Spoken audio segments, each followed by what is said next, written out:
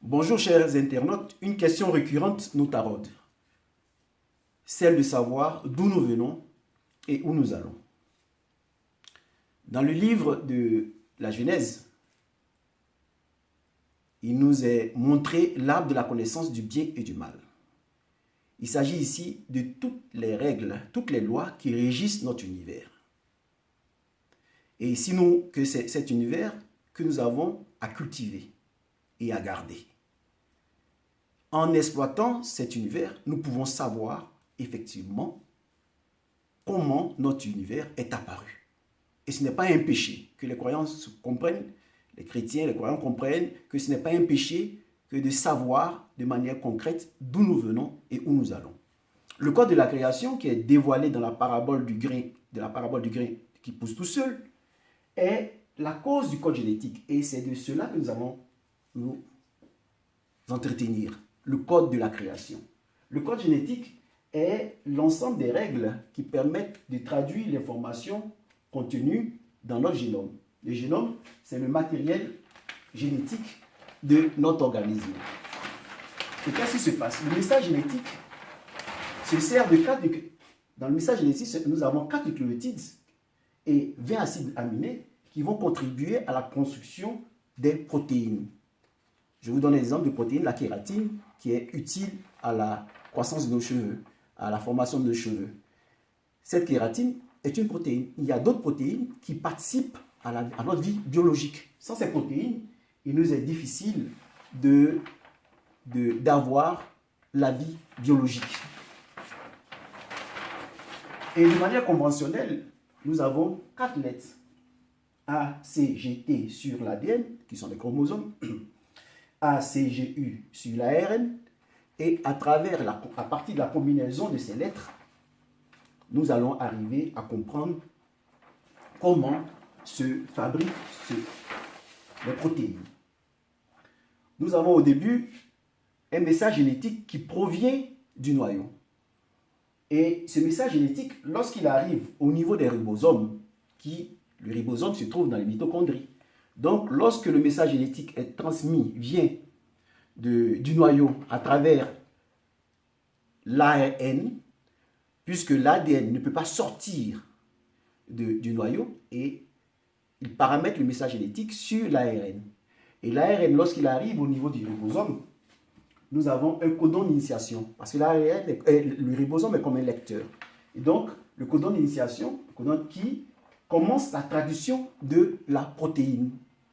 Et après le codon d'initiation, nous avons, quand la traduction est finie, que la protéine a été produite, nous avons le codon d'arrêt qui marque la fin, l'arrêt. Ce qui nous intéresse ici, pour comprendre nos origines, pour comprendre d'où nous venons, ce n'est pas le noyau. Le noyau est apparu, le noyau de la cellule apparaît après la création. C'est ce que nous avons vu dans la vidéo 10. Mais avant la création, nous avons l'ADN mitochondrial. Et l'ADN mitochondrial, qui est propre à la Terre, qui définit les fonctions de la mère, cet ADN va produire des structures qui sont circulaires, linéaires ou des brins.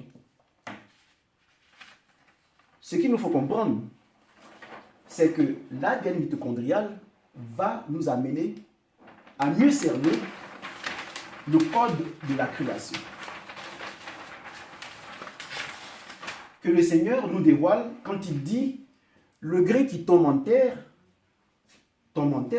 marqué par le T, produit l'herbe ici, l'épi et le blé. » Voici ici représenté le code de la création. Alors, la terre, qu'est-ce que ça représente? La respiration. Elle libère de l'énergie, comme les mitochondries, et elle programme aussi la mort des cellules. Elle programme la mort des cellules, comme le ribosome. Voilà pourquoi le Seigneur, quand il nous dit le grain tombé en terre, s'il ne meurt pas, il ne peut pas produire du fruit. C'est-à-dire qu'il faut que le grain connaisse ce processus-là. Toute personne qui vient en cette terre doit connaître ce processus pour pouvoir parvenir à la dimension où nous parlons de vie éternelle. Alors la mort n'est pas voulue par Dieu. La mort est déjà programmée dans l'espace-temps, dans le processus qui va donner naissance à la création. Donc, T représente terre, respiration, et libère de l'énergie. Et nous avons aussi l'apoptose, programme la mort des cellules. Et pendant que la terre se meut, disons, les forces, le mécanisme qui broie toute chose, qui désintègre toute chose, permet aussi la synthèse, il y a un anabolisme, catabolisme et anabolisme. Et pendant que tout ce processus s'opère, nous avons la formation du graviton. Le graviton est mis en évidence dans la parabole du filet. Le filet, en fait, c'est l'image de ce tissu dont parle Einstein quand il dit que l'espace repose sur un tissu. Mais en fait, ce tissu est en réalité comparable au filet. Au filet parce que toutes les intelligences intrinsèques sont interconnectées. Et ces intelligences intrinsèques sont synthétisées et se tissent au centre de la Terre, au centre de la force gravitationnelle. C'est là-bas que se tisse le graviton. Et ce graviton-là, quand nous parlons de la parabole du filet et des paniers, les paniers, qu'est-ce que c'est? On l'image aussi du filet. Cela veut dire quoi? Quand le graviton se forme, se tisse, alors chaque objet qui va naître dans la création sera toujours produit par ce filet-là et entouré par ce filet, comme un champ magnétique. Voilà pourquoi nous parlons de terre et de graviton, au sein du graviton. Quand le graviton se forme, nous avons une énergie qui est produite par le graviton, et cette énergie-là sera utile à la vie. Et c'est ce que le Seigneur représente par l'herbe. L'herbe fait allusion à la photosynthèse. La photosynthèse, qu'est-ce que c'est? C'est lorsque les plantes absorbent la lumière, produisent de l'oxygène et fabriquent des matières organiques. Et c'est ce qui se passe quand le graviton est formé.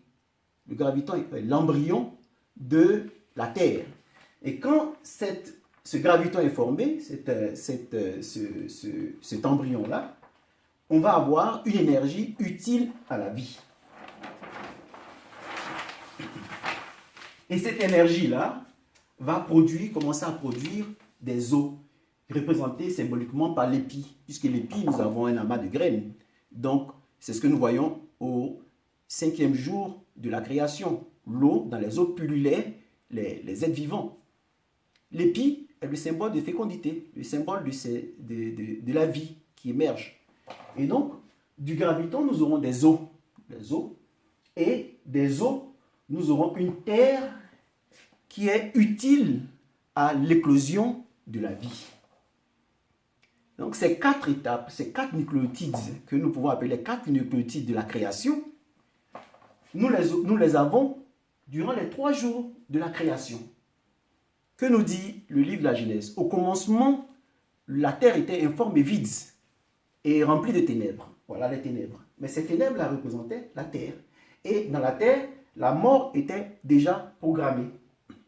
Entendons par mort la désintégration des éléments qui y descendent. Et quand, au sein de ces ténèbres, nous aurons le graviton, qui est une énergie utile à la vie. Quand l'énergie utile à la vie va apparaître, c'est l'éclosion de l'embryon, alors la vie descendra, et c'est là que le Seigneur dira que la lumière soit, et la lumière fut. Parce qu'au sein des ténèbres, Dieu a vu une énergie utile à la vie, et est descendu moissonner cette énergie, faire pour créer les êtres vivants, et pour créer les êtres vivants, toutes les créatures que nous avons dans l'univers. Et de la lumière, comme on dit, le premier jour, nous avons la lumière, Dieu sépara la lumière des ténèbres. Le second jour, nous avons les eaux. Et des eaux, les eaux se retirent et nous avons la terre qui est utile à l'éclosion de la vie biologique.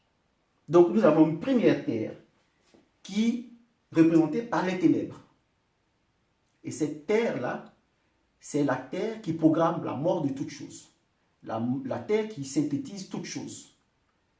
Et à la fin, nous avons la terre qui est favorable à l'éclosion de la vie. Donc nous avons un codon d'initiation qui est terre et nous avons un codon d'arrêt, un codon stop qui est aussi terre.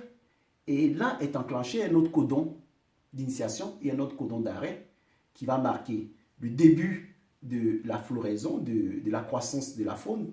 Et la fin, nous aurons le codon de stop. Le codon stop, nous aurons la création d'Adam et Ève. Donc voilà, globalement, développé, sinon sommairement développé, les 4 nucléotides de la création.